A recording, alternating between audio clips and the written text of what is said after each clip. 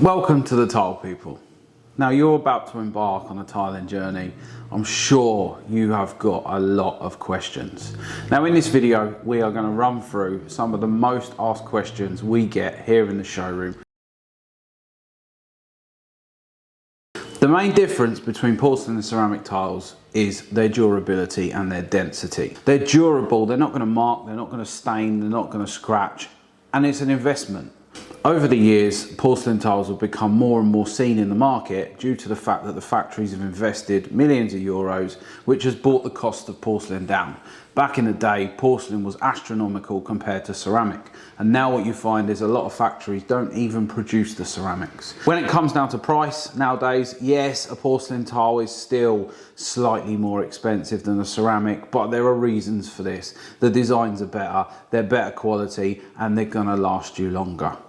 One of the other things is the choice. If you go for a porcelain tile, you're going to have a huge choice, again, because the factories have invested loads in it. So in a nutshell, porcelain versus ceramic, I would always go for a porcelain. Now if your tiler tells you you can't go for a porcelain tile, my suggestion would be to not go for that tiler and to get a different tiler, and that is just completely true. Why do tiles vary in price so much? They vary. One of the biggest things is the thought process that goes into behind creating a tile. Now, the Italians are market leaders for this. They'll put a lot of effort into the faces on a tile, and that what you don't see is what you're paying for. So imagine you have a marble effect tile like the one behind me here with the grey veins in it, and you're doing a 100 square metre floor, but that tile's only got 2 to 4 faces, which is what you'll find for the lower end of the market. It's fine, it's going to do the job, but it's just not going to look as authentic as it should. Number two, the materials that are being used to produce them. There's not a massive difference, but it does help. One of the biggest things is the polish that goes onto a tile. So you might see that a matte version of a tile is £20 a metre, but the same tile in a polished maybe £30 a metre. And there can be a big difference due to the polishing process. Now most tiles would start off as a matte finish and they polish them until they are a high polished. You obviously get glazed tiles and all sorts of things like that.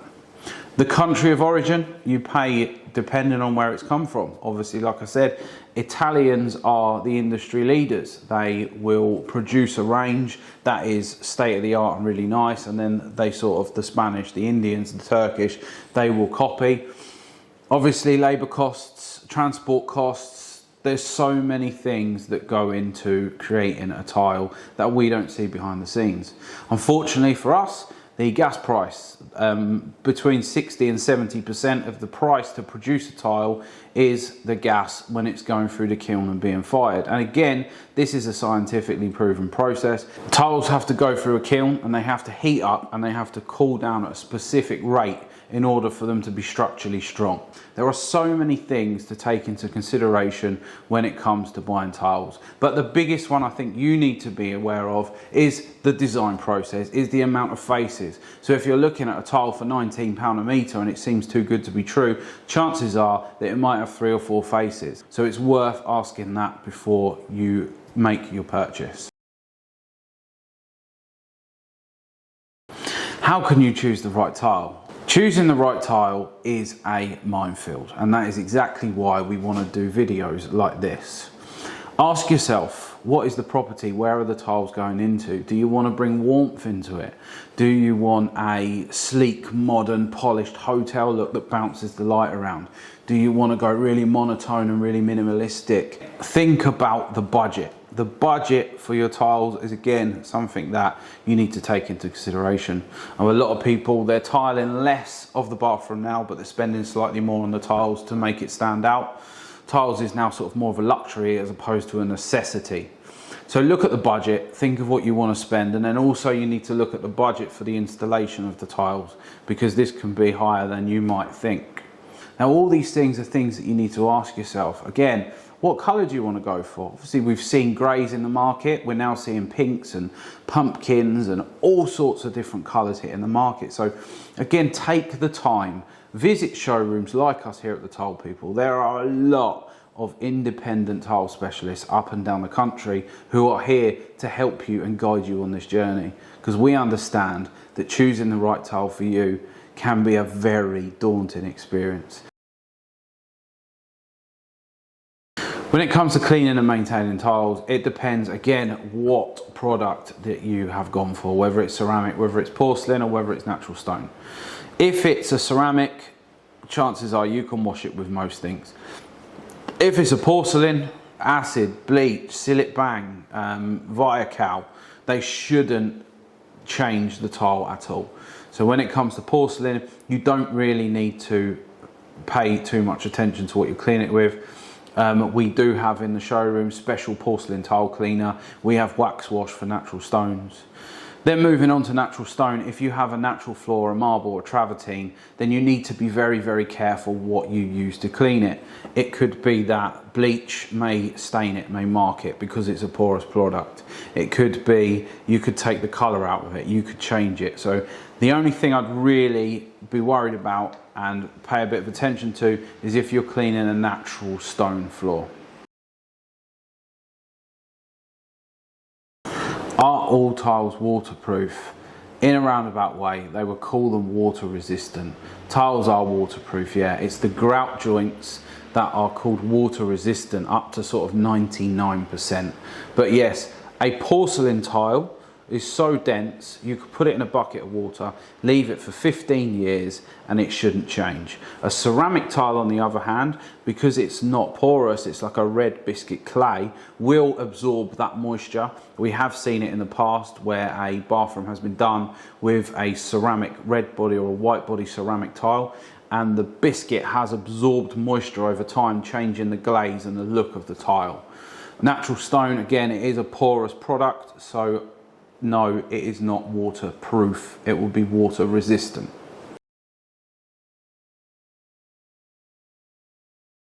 When it comes to preparing your surface for tile installation, the overall look can be massively affected by the quality of the preparation beforehand, and also the longevity of the tile.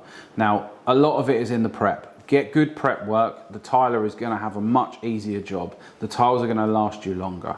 So the advice would be to use a proper tile backer board. Make sure the walls are nice and square and plumb before the tiles go on. That means less adhesive, it's less faffing around with trying to pack things out.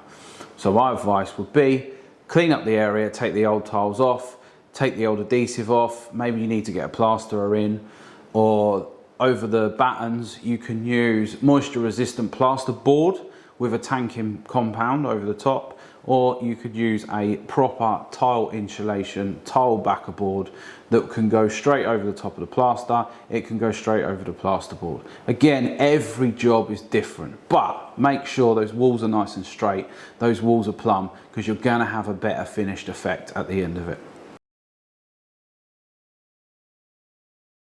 Tile grout is changing at the moment in the industry. Tile grout comes now in massive ranges of colours. Tile grouts are all now pretty good. We're getting rid of the cement-based grouts and we're getting other sort of grouts. We've got epoxy grouts, we've got 2-part grouts, 3-part grouts, a range of colours. We've got glow-in-the-dark grouts, we've got glitter grouts. Again, a lot of it is down to the tiler, the installer, because they will have a grout that they prefer to use. Now this can be, it dries a certain speed, it's a nice consistency to work with. Listen to your tiler, listen to the professional who you've employed to do the installation. Chances are they'll have a colour chart in their van. You can borrow the colour chart, you can have a look at the colours you want. They can then buy the grout in the right colour, the one that they're used to working with. Don't get the grout colour wrong. Once it's in there, chances are it's stayed. This is a big thing. People think they want black grout on maybe a white metro tile. Trust me, you don't. You might want to go for a dark grout, maybe a cement grey or an anthracite, but black is very black. A tiler will tell you this. If you say black grout to a tiler, chances are they're going to screw their face up at you and run away. So grout colours, get it right.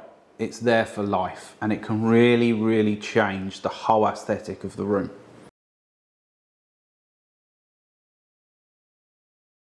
This is quite a common one. So can you install tiles over existing tiles? The answer is yes. Whether you want to or not depends again on that individual job.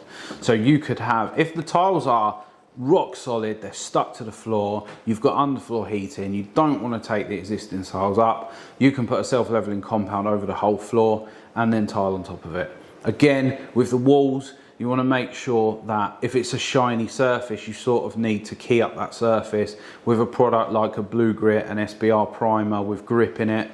Again, speak to the contractor, speak to the manufacturers, because there are a lot of products on the market now which enable you to tile on top of tiles. If they're flaking off the wall, you don't want to do it. It needs to be a good surface for you to adhere to in order for them to stick. You don't want to fall off the wall. The other thing to take into consideration is they're lifting the levels up. If you've got a tile and then you're going to have to put a bit of self-leveling down and then another tile, you're sort of raising that by sort of 15 mil. Have you got the space? Especially in a bathroom wall, you might have a shower. Remember, take that into consideration. If you're going on top of the existing tiles, you're going to be adding thickness. Is your shower going to fit then? Is everything going to fit back the way you want it to? The latest tile trends, it's phenomenal. We could go on for 3-4 hours discussing this. Tiles are now, it's more of a designer product. It's more of a desirable product. People are spending more money on the tiles and using less of them. So tiles are now more of a feature. It goes from metallic effect tiles to concrete effect tiles to resin effect tiles, marble tiles, small chevrons, fish scales. It is a minefield, the latest trends. You've got big slabs, you've got people using tiles for worktops, you've got people using tiles for feature walls in living rooms, exterior, ponds, swimming pools. There is really no one trend. The one we're seeing at the moment is that greys are on their way out and beiges are on their way back in, but with some colours, some greens, some pinks and some blues. So again, go to your local tile shop, go to a tile showroom, go to a bathroom showroom and have a look around for inspiration. The internet is full of Pinterest and Instagrams of companies like ourselves that want to showcase the products. So it's a really good way for you to get some advice, get some inspiration and make your own trends and make your own mind up. Why shouldn't you be buying tiles on the internet? Now this is something that for certain people it works really, really well, but screen resolutions are completely different to the actual look of the tile. If you're ordering a tile on the internet, get a sample first, and the problem is small little 10x10 swatches just don't do it. Recently went to a customer, she had 30, 40, 10x10 samples and she said, I thought it'd be so easy. I looked at this tile against the picture on my phone, the picture on my laptop, and it was all different. Go to your local independent tile specialist. Chances are they will do you a good deal, they'll look after you. And the other things with buying on the internet, if you're a box short, if you're a few tiles short, how do you get another few tiles? At the moment, transport's ridiculous, another 75 quid. Whereas if you'd bought from your local independent that's a 15-20 minute drive away, you can jump in the car, chances are they've got them. Can you use large tiles in a small space? Yes, yes, yes, and yes. A large tile is eliminating grout joints. Now, as a rule of thumb, the average size tile we now sell is 600 by 1200. That's a big tile. Now people, oh, I've got a small bathroom, that won't work. Now, provided it's thought out properly, provided the contractor knows what he's doing and you don't have silly little cuts, it can actually make a room feel bigger. You're eliminating the grout joint, you're eliminating the item of a new bathroom that will need cleaning because it's porous, and you're giving a more seamless look. We've had customers, their bathroom floor has been one tile. They put one tile on the bathroom floor, they've got no grout joints. A shower enclosure, 600 by 1200 by 800 something. You literally, all you end up with is vertical joints and one in the corner. It's advisable. If you can get away with it, again, based on the look, it's based on the design you're after. You might want small feature tiles to create a feature of the shower. But yes, you can definitely get away with using bigger tiles in a small bathroom. My advice would be the bigger tile you can get away with, the bigger tile your budget lets you stretch to, go for that one. Are tiles too heavy to install on walls? It's a very grey area. Now, there are a lot of standards that will give you weights for tiles to be installed on. For example, plasterboard, straight on the plasterboard, tile backer board. But what you've got to take into consideration is that's fine if the tiles are sitting vertically on a ceiling. Now, if a square metre weighs 23.5 kilograms, but it's sitting vertically on a wall like this, the weight isn't sitting on the plaster, is it? Because gravity's pulling it down. There are certain elements of it. A lot of people, oh, I can't have those tiles, those 60 by 120s, because they're too heavy to go on my wall. Well, there's no difference between a 60 120 and 4 30/60s or 8 30 by 30s. It's exactly the same weight covering the same area. So it's quite a grey area. If your wall is solid, then we've had people put tiles on ceilings in steam rooms, big 120 by 120s. Provided it's done properly and the contractor knows what he's doing and it's reinforced, then there's not a problem. How do you choose a tile colour for your space? Again, have a look at what are you trying to create? Where is the room in the house? So look at the room, look at the area you're using it in, look at the rest of the house. Do you want a wow feature? Do you want something more subtle? Again, it's all down to personal preference.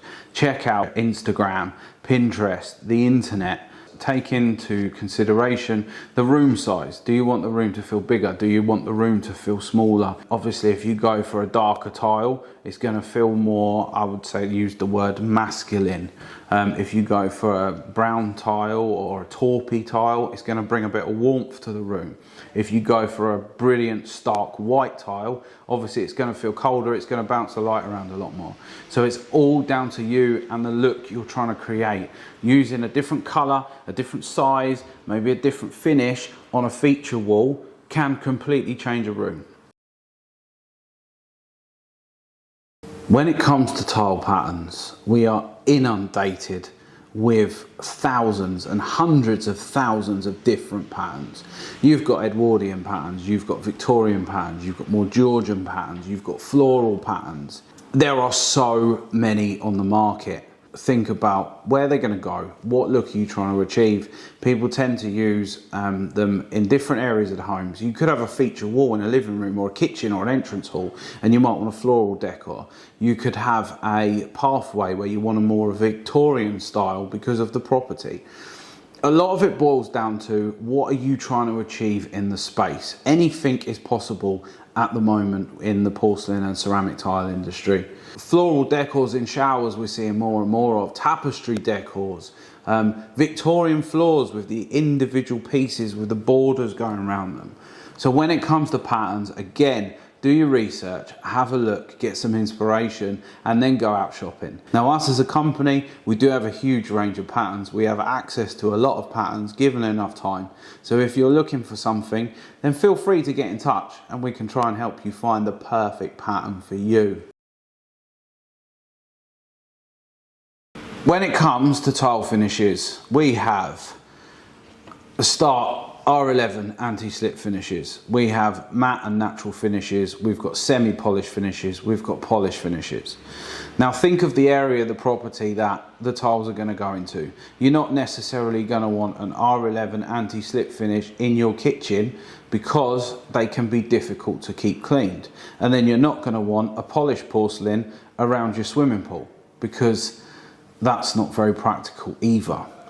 When it comes to finishes, obviously a polished porcelain is going to bounce the light around a room a lot more. A polished porcelain is a bit more glamorous, hotel, really nice, high end, but you may not want that in your home. It's lovely walking into a hotel, staying there for 3 or 4 days and then walking away again.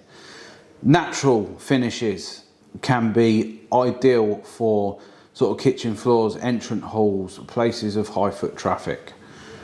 So again, when it comes to finish of the tile, think about what room is this tile going to go into.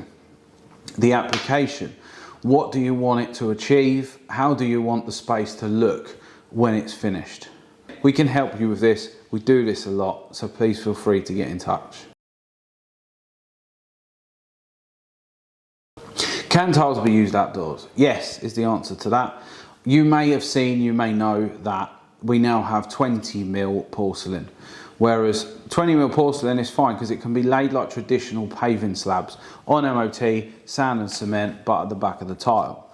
Now, go across the world and 10mm tiles have been used outdoors for hundreds and hundreds of years. A lot of it's down to the makeup of the tile. Again, we have to take into consideration the slip rating. On your path outside your house, you do want to make sure that it has an aspect of slip rating, because especially here in the UK, chances are it's going to rain, it's going to snow, it's going to be icy, it's going to get leaves on it. So take into consideration where the tiles are going. But yes, outdoor porcelain 20mm is very, very popular at the moment. Again, no staining, no cleaning. It will last as long as me and you. It's very, very durable product. The pros and cons of using light versus dark. So dark tiles will make a bit more, use the word masculine, it's probably not the right word, but you know where I'm going to. We've had people in the past, they've done a black tile, wall, floor and the ceilings. It gives a really good aesthetic. Then when you contrast it with the white towels and the white basins and the mirrors and the lights, it gives a really good aesthetic.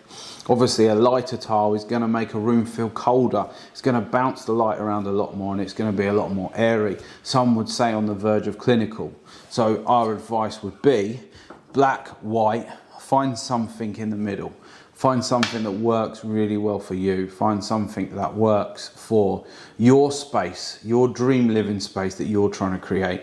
We've just done a project that is a very, very dark house, and the way it's lit, it's really moody. It's really, the ambience in there is amazing. Now, the client previously, his last house was very, very light, so it's complete different end of the scale. So it works. It just depends what you're using to complement it with.